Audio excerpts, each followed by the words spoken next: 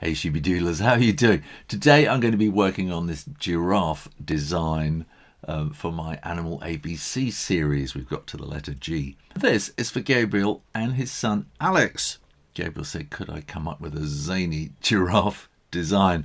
This design is meant to go on t-shirts and mugs, and I felt a full tall giraffe was going to look a bit sort of thin and looking strange and wouldn't quite fit in the design. So I thought maybe just the head and a bit of the neck. And then I thought, well, actually we can go sideways a bit and bring in a few more giraffes and make it not just one giraffe, but more giraffes. And then I thought of maybe doing them as a kind of a bar graph, a kind of a joke about bar graphs.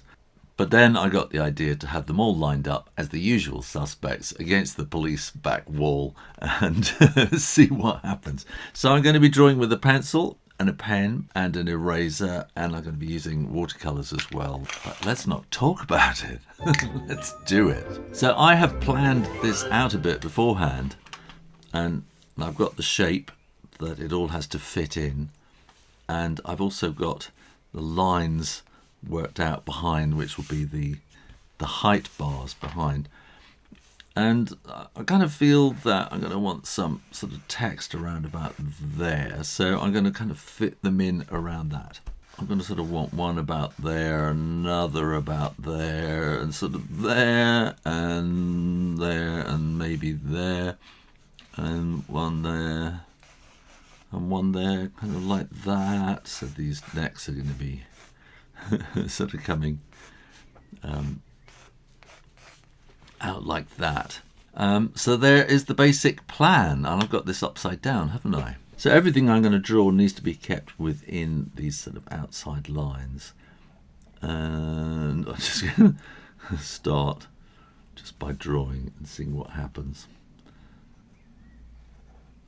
And I've been looking at giraffes, and I've done a little bit of sort of sketching and planning, and they had this sort of big, long, kind of foreheady bit, and then this kind of very soft, kind of big top lip, which is kind of all linked in with their nostrils. So it's kind of their nose, but it's also their top lip. And I'm going to have this one looking a little bit sort of alarmed that we're accusing him of anything at all, as a usual suspect. And that's going to go to about there. And I'll do this head next, I think. So we have these horns on the top, and then they've. So all the time I'm kind of thinking of it, how it's sort of fitting in as a design, and that's going to come sort of like that. So this one's going to be looking a little bit sort of gormless, I think, with that kind of mouth. Let's get that ear in there like that. And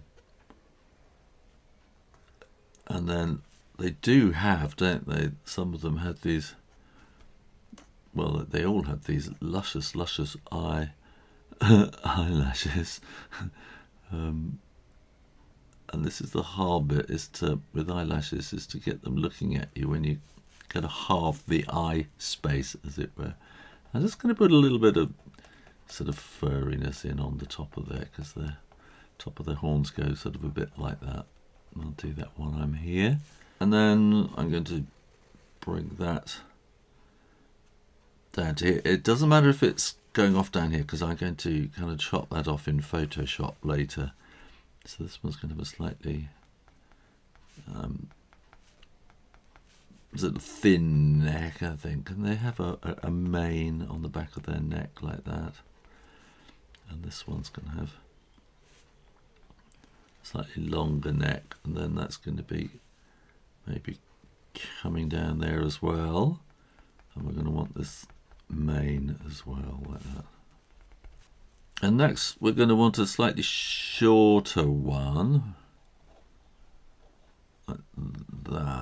and so I'm going to make this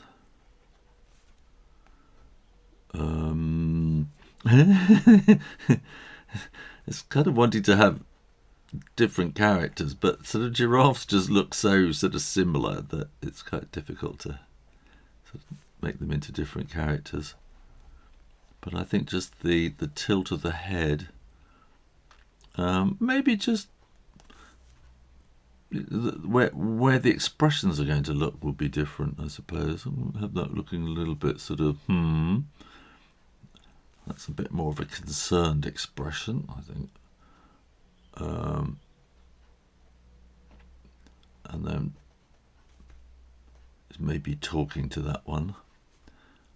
And I'm going to have that sort of curving around there. So these necks need to be getting wider all the time. And I think we'll have that, yeah, so the mane is still on that side, so we've got a turned head. Here we're going to have a head-on view, which is kind of a bit weird with a giraffe. All these things, you think you know what they look like until you have to draw them, and you kind of start drawing what you think they look. I think that doesn't quite look right. You go and have a look, and it always looks completely different to what you think they look like. And then as you start drawing them and looking at them, they get sort of more and more weird. And they can't really be like that, can they? And they are. And then we got this kind of great big long sort of, it's almost like a proboscis, isn't it? Like and if you know the proboscis monkey, has that kind of weird proboscis, yeah. Here I'm not going to put the mane in because that's going to be kind of round the back of this one. And then we can do another one here with the ear behind, and that ear is going to be there, and then this weird kind of nosy thing, and then I think, yay, let's have this one looking a little bit more, hey, I don't mind being here, this is cool. So we can have sort of surprised and happy eyebrows like that. And I know I was in a school this week, I was doing drawings with young kids, they're sort of primary, elementary age, and I did one drawing and somebody said, oh, you haven't given him any eyebrows, and they'd said how this character was looking quite sad, and then I went and drew in evil eyebrows, and they all went, woo! So, you know, with the same face, you can just do amazing things just with different sort of eyebrows and things. Just changing the angle of the eyebrows. Now we want another one here, so I'm going to make this one. I think I'm going to make him sort of a little, maybe fatter, like that, and then I'm going to put little, smaller eyes, I think, why not, like that, just to see what happens, just to make him different to the others, and then that will be his neck going down there, and then this one's going to reach up a little bit higher up to the top there, and try and keep the ears from not going here. They have to go behind really, but I'm trying to make it, give it its own space.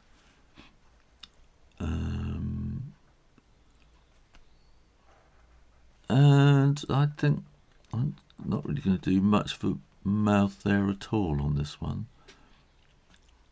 Put the eyes quite high up there just to make that look a bit different, and then this can be looking there, and I think I need to make those eyes a little bit more sort of sparkly like that. That's a bit of a strange giraffe, this one.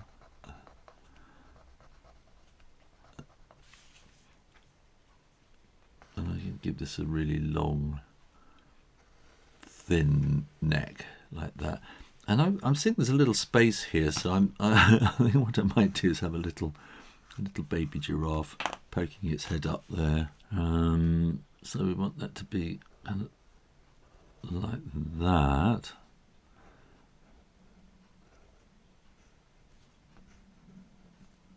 And we want to get the eyes more further down the head to make it kind of look like a baby or a little giraffe. So that works. We've got these bits of space here as well, and I think I'm going to add a little bit extra. We need some mane in down there and down there, and I forgot all about the mane here. And we want the mane down there. So again, I think we can sort of fit a little kind of baby one in there, and maybe another one in there, a kind of shy one in there, and maybe again another sort of hiding round the back, just to sort of fill in these spaces and add value. So that you're getting more giraffe for your bucks.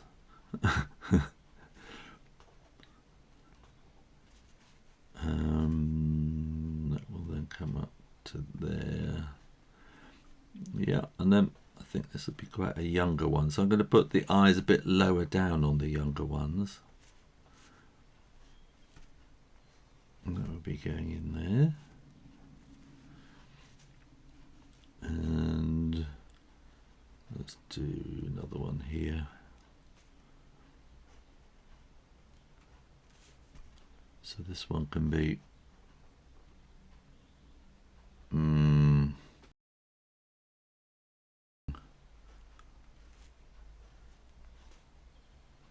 we'll have eyes looking up there, and we'll do that kind of furry bit on the top of the horns. Furry bit on the top of the horns there, and here again I think we'll do a shy one peeking out, and just managing to keep that within the lines. There we go, and it's going to be kind of looking out at us, and we're going to want that there. Now I'm going to do these lines, so that's going to be 17 feet, 16 feet, 15 feet, 14 feet, and then I'm going to draw these lines all the way across. And I know I'm going to put something here, but I can kind of get rid of that in Photoshop.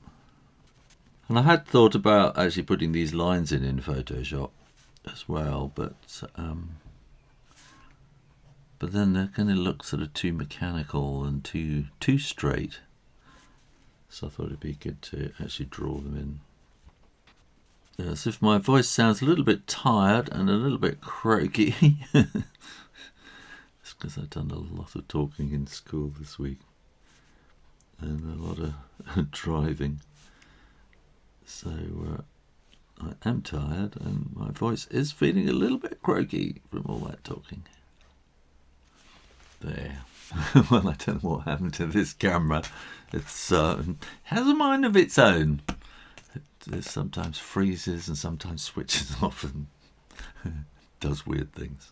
Okay, so I'm going to erase all those pencil lines, including the borders, because I don't want them in the final scan, and I don't need them to work to, because it's a white background in the usual suspects room, and I think I'm going to give some of them sort of luscious eyelashes as well. Give him... It's looking very weird, that one. I think this one could have eyelashes. Like that. And this one looks like it could do with eyelashes. Because they do have absolutely gorgeous eyelashes.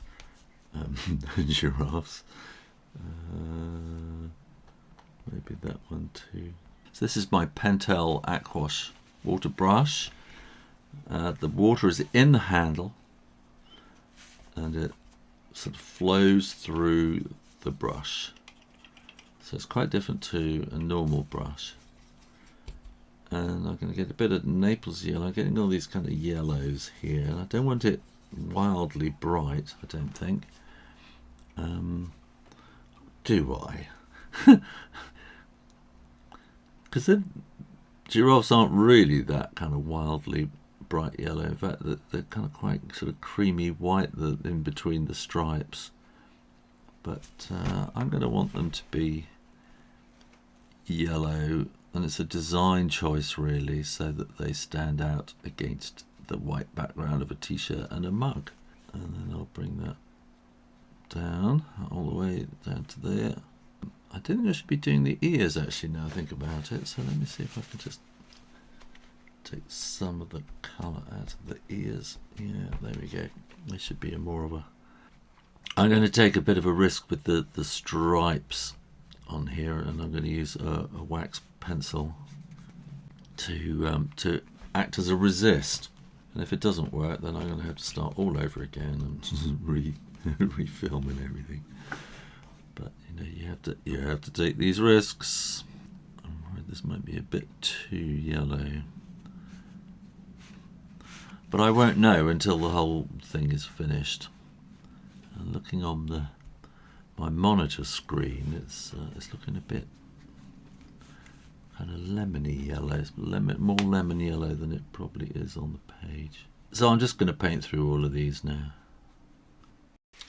And now, because they're kind of lined up against the wall, I'm going to mix up some... Let's get it cleaned up a bit. I'm going to mix up, so squeeze a bit of water onto there, squeezing it out from the brush.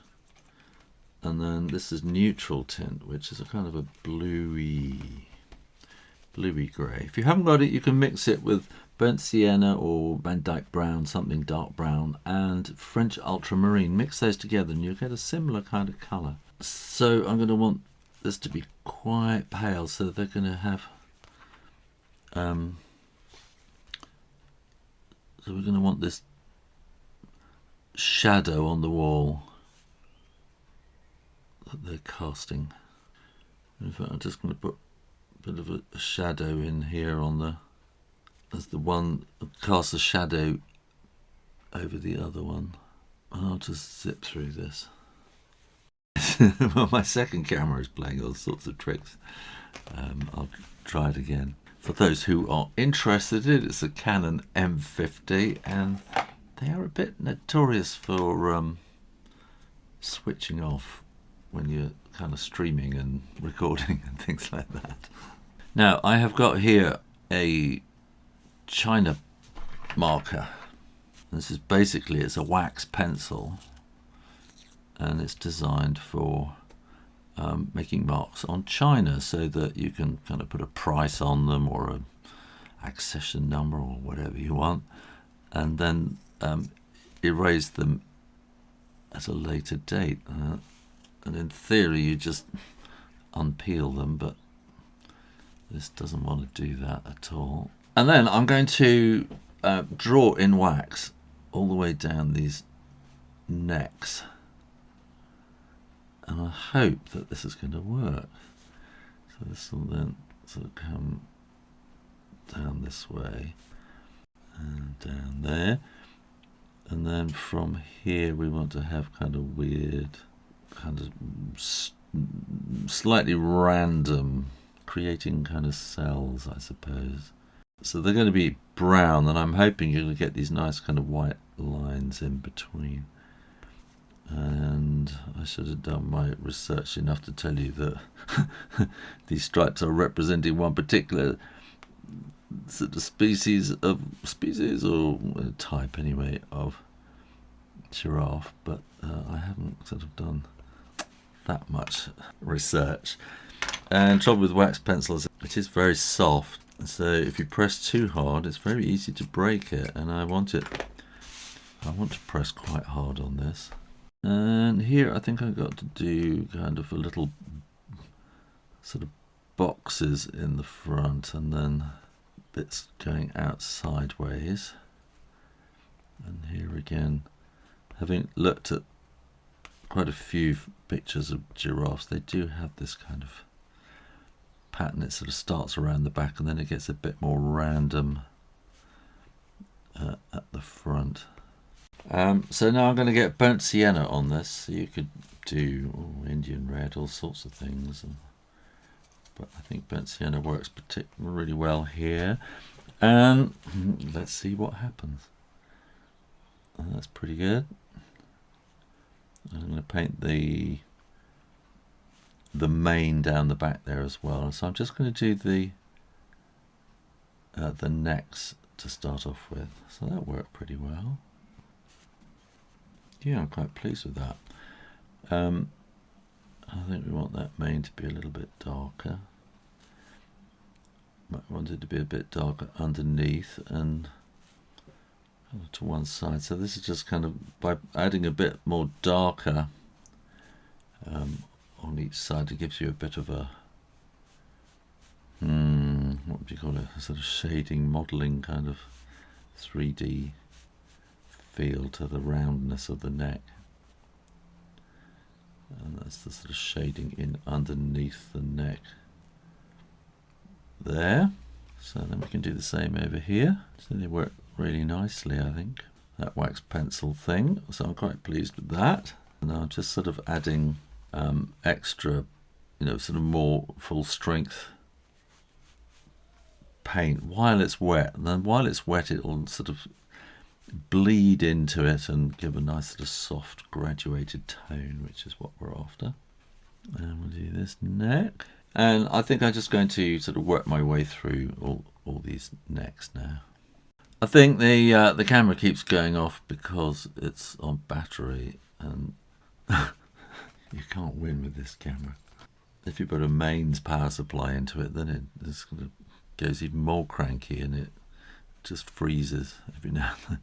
An online chat with one of their help desk about it, and they just I know it's a common problem because it's because you can find other people talk about it on the internet, and they were she was acting sort of like, I don't know anything about this. I said, I do. It's a common fault, is it? She was saying, oh. So I wasn't really getting a lot of help from Canon there. Okay, now I'm going to want to make these snozzles kind of brown, but I think I'm going to maybe have to do this all again. Yeah, so I'm just going to carry on with this really and see what happens. I know those little horns, they need painting. I think it was really interesting drawing with kids again this week, as summer. They just love drawing and they just draw away and they're very happy. And then some are really anxious. Some of them bury their heads in their hands and say, I can't do this. And they need a little bit of coaxing. You have to keep saying, can't, keep going. And I keep telling them that there's this thing that happens with drawings and things, is that if you keep going, it kind of pulls together at the end. And just when you think it's an absolute disaster and you're about to give up, if you just keep going, you get to the end and go, oh, that's all right. And so, here I am telling these kids, resilience is what it's all about. And then I'm in exactly the same situation myself now, thinking, oh, this is rubbish, this is not going to work. It's about the yellow, I think. It's the yellow is the thing that I'm really not happy with. It's just too kind of yellow. And I was just at the point, I switched the camera off, in fact, and I thought, right, maybe I'm just tired from my trip this week. Maybe I just need to call this a practice. And then, as soon as I switched it off, I thought, I just keep going, and see what happens. So maybe I'll get to the end of this, and it'll be, hey, I'm really pleased with it. We shall see. But I'm following my own advice. Resilience. Keep going, and get to the end. It's far too easy to give up. It's much harder to keep going, especially if you keep going with the thought that I might have to do this all over again. Can't be bothered. You know, the teachers kind of reiterated things as I was saying, there you are, children, see? And, you know, when they say, what do you do when you make a mistake? I said, well, I just have to start again. And so sometimes I get to the end, I think it's just not quite right. And, you know, you just have to have another go. And I was showing them lots of rough sketches for a book cover and saying, you know, you don't do it all in one go. You know, you have to kind of plan it and whatever. And the teacher again was saying, there you are, children, see? You know, even professional artists, they don't do it all in one go, and it's not, you know, when they've finished, it doesn't mean that it's finished. It might mean that that's just the first attempt that's finished, and it's just like a practice run, and then each new version that you do should sort of make it a little bit better. So sometimes you come back to the first one and go, actually, that was really nice. The more that you work on it, the stiffer the whole thing sort of starts to look. So sometimes you do come back to the original and go, oh, well, actually, it wasn't too bad at all. So I'm going to keep going, and see what happens. And quite a lot of that yellow is sort of disappearing. It's not looking quite so yellow. But I do want it yellow because it's because it's a mug and it's going to be on a white background. I want them to stand out. So that was my reasoning for the yellow at the beginning. So I'm going to stick to my guns and go, yeah, that's why I wanted to do it. So I have my reasons.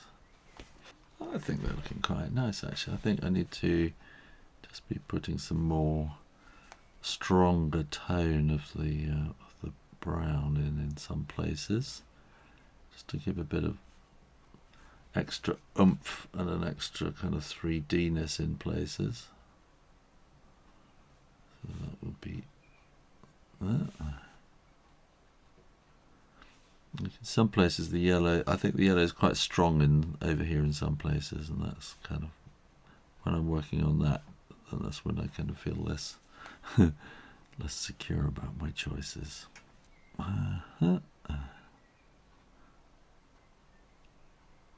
having to remember that the light is coming from this direction, because that's where the shadow is on the wall, and so that's where we want to kind of build up